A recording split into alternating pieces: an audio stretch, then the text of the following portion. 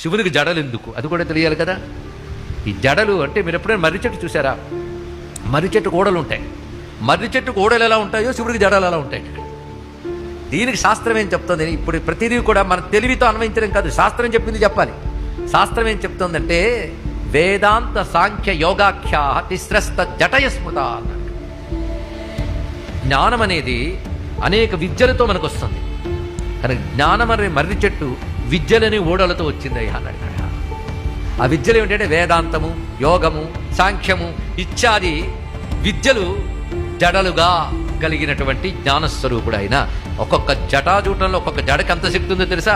ఒక్క జడ తీసి కొడితే వీరభద్రుడు వచ్చాడు అటువంటిది. ఇంకా జటల్లో ఎంత శక్తి ఉందో, మొత్తానికి జటాజూటానికో నమస్కారం.